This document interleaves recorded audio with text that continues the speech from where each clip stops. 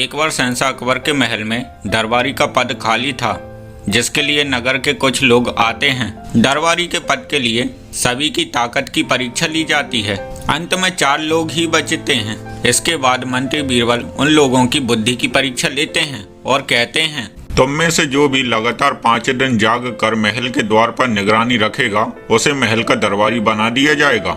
लेकिन जो भी यह नहीं कर पाया उसे कठोर कारावास की सजा भी दी जाएगी। यह जानकर सभी पीछे हटे जाते हैं, लेकिन उन 4 में से एक आदमी कहता है, मैं यह कर सकता हूँ। मंत्री बीरबल कहते हैं, कैसे? आपने कहा है लगातार 5 दिन जाग कर महल के द्वार पर नजर रखना है, तो मैं दिन में जाग कर रात को तो सो ही सकता हूँ। सही जवाब है तुम्हारा।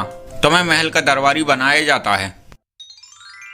इसी नगर में कोई हलवाई की दुकान थी, जिसकी मिठाइयाँ खरीदने लोग दूर दूर से आते थे। एक दिन बग्घी पर सवार होकर एक अमीर आदमी आता है। वह कहता है, हम दूर राज्य से आए हैं। हमारे महाराजा के महल में भव्य समारोह होने जा रहा है। क्या तुम 2 दिन में 1000 मिठाइयाँ बनाकर तैयार कर सकते हो? वह हलवाई खुशी से कहता है, जी मालिक, मिठाइयाँ तैयार मिलेंगी। इतनी मिठाइयों का दाम बताओ। 1000 सिक्के मालिक। ठीक है, अभी हम तुम्हें 50 सिक्के विश्वास के तौर पर देते हैं। बाकी के सिक्के 2 दिन बाद जब हमें मिठाइयाँ तैयार मिलेंगी। 50 सिक्के कम होने के बाद भी वह हलवाई उस अमीर व्यक्ति से कुछ नहीं कह पाता। 2 दिन में मिठाइयाँ तैयार हो जाती हैं, लेकिन वह आदमी नहीं आता है। अगले दिन हलवाई को वह आदमी नजर आता है। आप वह मिठाइयाँ लेने क्यों नहीं आए? अभी महाराज ने समारोह की मना कर दिया। वह 50 सिक्के तुम्हारे हुए। हलवाई को बहुत बड़ा नुकसान हो चुका था। वह शिकायत लेकर शहंशाह के दरबार में जाता है और सारी बात उन्हें बताता है। तुम्हारे साथ गलत हुआ, इसको नुकसान की भरपाई करनी पड़ेगी। ठहरिए हुजूर, अभी हमने एक पक्ष की बात सुनी है, दूसरे पक्ष की बात भी तो सुन लें। ठीक है बीरबल।